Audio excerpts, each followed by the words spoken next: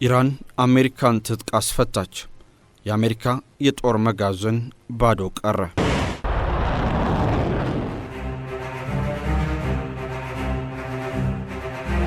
አሜሪካ የዓለማችን ቁጥር 1 የጦር ኃይል በየዓመቱ በ100 ቢሊዮን የሚቆጠር ዶላር ለጦር መሳሪያ የምታፈሰው እቺ ልዕለ ኃያል ሀገር አሁን ግን ታሪካዊ ቀውስ ውስጥ ወድቃለች የሚል ዜና ዓለምን እያነጋገረ ነው።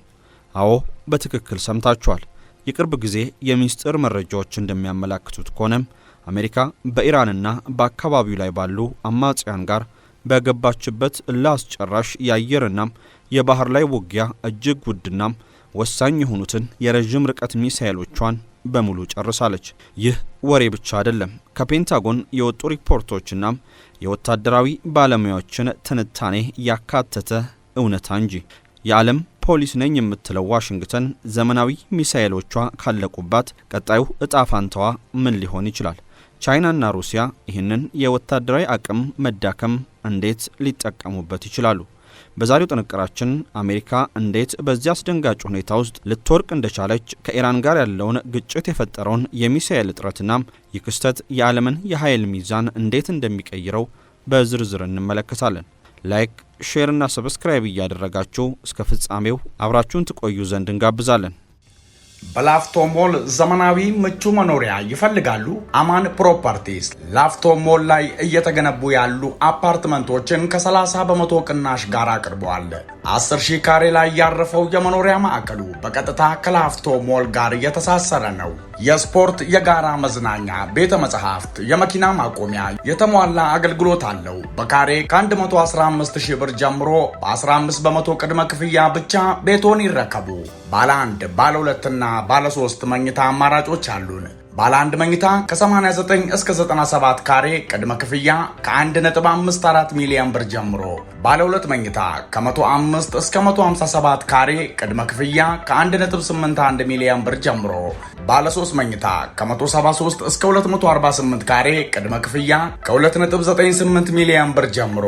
በካሳንቺስ አፓርትመንቶችን እንዳስረከብነው ሁሉ አሁን በላፍቶ ሞል በመገናኛና በቦሌ ግንባታው እየተገባደደ ነው። በስልክ ቁጥር 0942943333 ወይም 0944693333 ይደውሉ። አማን ፕሮፐርቲስ፣ ንብረቶ በአስተማማኝ እጆች። ከእውነታው ጀርባ ያለው ሚስጥር። ታሪኩ የሚጀምረው በቅርቡ በመካከለኛው ምስራቅ ከተቀሰቀሰው ሰፊ ግጭት ጋር የተያያዘ ነው።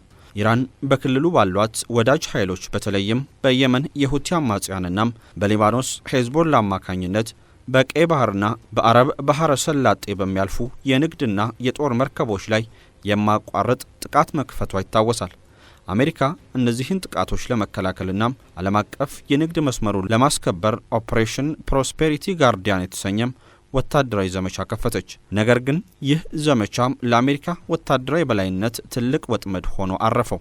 ኢራን የምታቀርባቸው የሁቲ ድሮኖችና ሚሳኤሎች እጅግ ርካሽ ናቸው። አንዱ ድሮን ምናልባትም ከ10,000 እስከ 20,000 ዶላር ብቻ ሊያወጣ ይችላል። አሜሪካ ግን እነዚህን ርካሽ ድሮኖች ለማክሸፍ የምትጠቀመው ምን መሰላችሁ? እያንዳንዳቸው ከ2 እስከ 4 ሚሊዮን ዶላር የሚያወጡትን ቶማሃክና SM-6 እንዲሁ SM-2 ሚሳኤልስ የተሰኙ የረዥም ርቀትና የተራራቁ የአየር መከላከያ ሚሳኤሎችን ነው።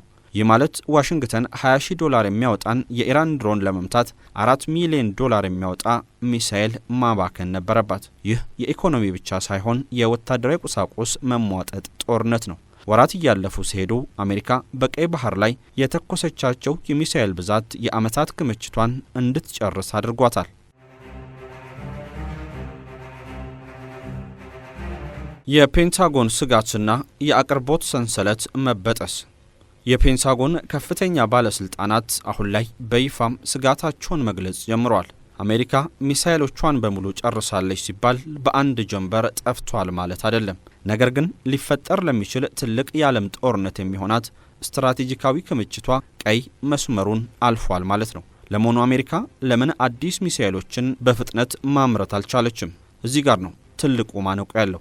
ዘመናዊው የአሜሪካ ወታደራዊ የኢንዱስትሪ መዋቅር ለረጅም ጊዜ ለሚቆይ የከባድ መሳሪያዎች ጦርነት የተዘጋጀ አይደለም። እያንዳንዱ የረጅም ርቀት የሚሳኤል አይነት እጅግ ውስብስብ የሆኑ ሴሚ ኮንዳክተሮች አሊያም ማይክሮቺፕስና ብርቅዬ ማዕድናትን ይፈልጋል። እነዚህን ማዕድናት ደግሞ አሜሪካ በብዛት የምታስመጣው ከማን ይመስላችኋል? ከዋና ጠላቷ ከቻይና ነው። እንደ ራይቶንና ሎኪድ ማርቲን ያሉ የጦር መሳሪያ አምራቾች በዓመት ማምረት የሚችሉት የተወሰኑ 100 ሚሳኤሎችን ብቻ ነው። ይህንን ቁጥር እጥፍ ለማድረግ ደግሞ የዓመታት ጊዜና ቢሊዮን ዶላር ኢንቨስትመንትን ይጠይቃል። አሜሪካ ከመካከለኛው ምስራቅ በተጨማሪ ለዩክሬን በቢሊዮን የሚቆጠሩ መሳሪያዎችንና የሚሳኤል ክምችቶችን ስትገብር ቆይታለች። ይህ በሁለት ግንባር የተከፈተ የአቅርቦት ጫናም የአሜሪካን ክምችት ወደ ዜሮ እንዲጠጋ አድርጎታል።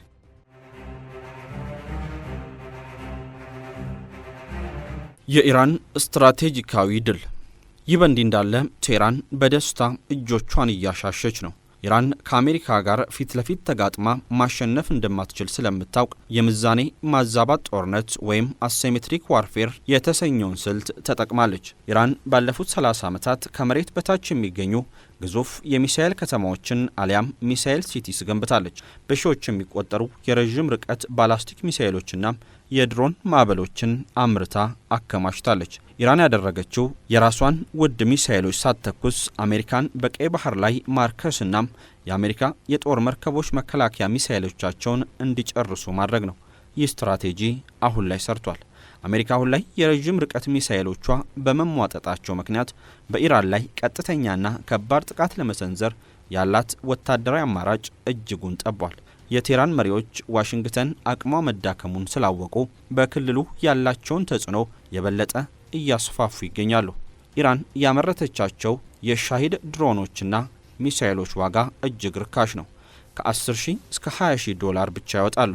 አሜሪካ እነዚህን ለመምታት የተጠቀመችባቸው SM-2 እና ቶሞሃክ ሚሳኤሎች ግን እያንዳንዳቸው ከ2 እስከ 4 ሚሊዮን ዶላር ያስወጣሉ።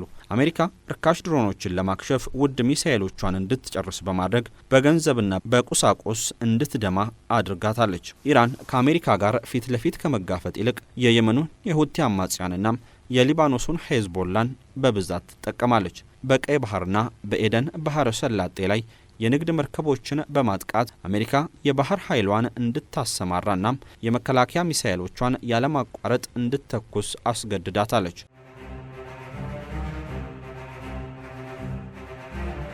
ኢራን በአንድ ጊዜ በርካታ ቁጥር ያላቸውን ድሮኖችና ሚሳኤሎች በእቅድ ትተኩሳለች። የአሜሪካ የጦር መርከቦች ራሳቸውንና የንግድ መርከቦችን ለማዳን ሲሉ ሁሉንም የሚመጡባትን ኢላማዎች ውድ በሆኑት መከላከያ ሚሳኤሎቿ ለመምታት ተገደዋል። ኢራን ባለፉት 10 ዓመታት ከመሬት በታች ያሉ ግዙፍ የሚሳኤል ማከማቻዎችንና ፋብሪካዎችን ገንብታለች። የአሜሪካ ጥቃቶች የኢራንን የውስጥ አቅርቦት ማቋረጥ ስላልቻሉ ኢራን ያለምንም መቆራረጥ ለረጅም ጊዜ የሚዘልቅ ድሮንና ሚሳኤል ለአማጽያን ማቅረብም ችላለች። የአሜሪካ የጦር መሳሪያ ፋብሪካዎች በአጭር ጊዜ ውስጥ በብዛት ማምረት እንደማይችሉ ኢራን እየተረዳች ይመስላል። ውጊያውን ሆን ብላ በማራዘም አሜሪካ አዳዲስ ሚሳኤሎችን አምርታ ከምትተካው ፍጥነት በላይ የነበራትን ክምችት እንድታጣትም እያደረገቻት ነው።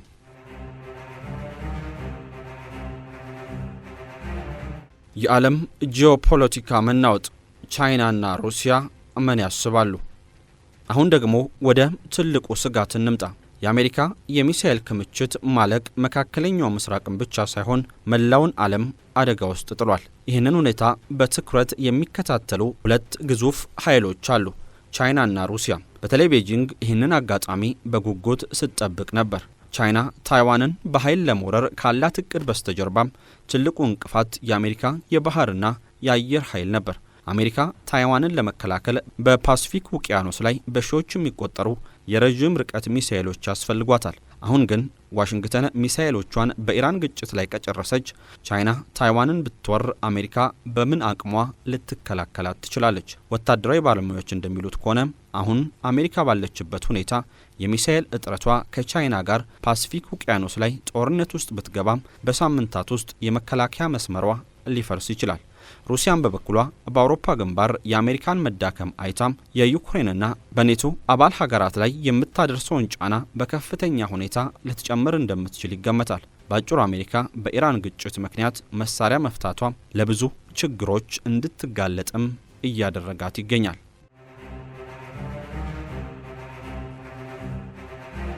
የወደፊት እጣ ፋንታ ታዲያ አሜሪካ ከዚህ የውርደትና የውድቀት አፋፍ እንዴት ልትወጣ ትችላለች? ፔንታጎን አሁን ላይ አዳዲስ ስልቶችን እየነደፈ ነው። ሚሳኤሎችን በከፍተኛ ፍጥነት ለማምረት የቢሊዮን ዶላር ማበረታቻዎችን ለፋብሪካዎች እየሰጠ ቢሆንም የጠፋውን ክምችት ለመተካት ግን ቢያንስ ከ3 እስከ 5 ዓመታት ይፈጃል ተብሏል። እስከዚያው ግን ዓለም እጅግ አደገኛ በሆነ የደህንነት ክፍተት ውስጥ ቆያለች። የአሜሪካ የረዥም ርቀት ሚሳኤሎች መሟጠጥ ታሪክ የሚያስተምረን ትልቅ ቁም ነገር አለ።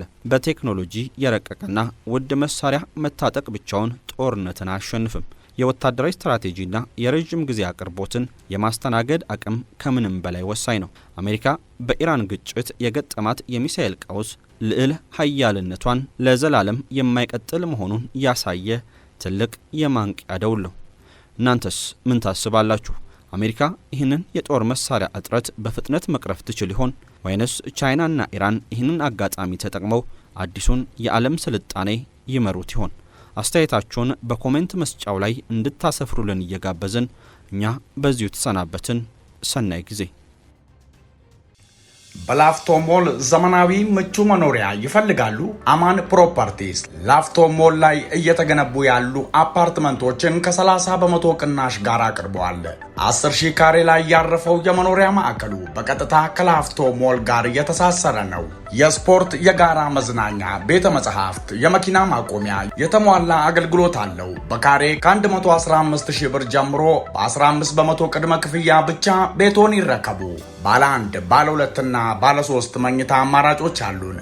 ባለ 1 መኝታ ከ89 እስከ 97 ካሬ ቅድመ ክፍያ ከ1.54 ሚሊዮን ብር ጀምሮ፣ ባለ 2 መኝታ ከ105 እስከ 157 ካሬ ቅድመ ክፍያ ከ1.81 ሚሊዮን ብር ጀምሮ፣ ባለ 3 መኝታ ከ173 እስከ 248 ካሬ ቅድመ ክፍያ ከ2.98 ሚሊዮን ብር ጀምሮ። በካሳንቺስ አፓርትመንቶችን እንዳስረከብነው ሁሉ አሁን በላፍቶ ሞል በመገናኛና በቦሌ ግንባታው እየተገባደደ ነው። በስልክ ቁጥር 0942 94 33 33 ወይም 0944 69 33 33 ይደውሉ። አማን ፕሮፐርቲስ፣ ንብረቶ በአስተማማኝ እጆች።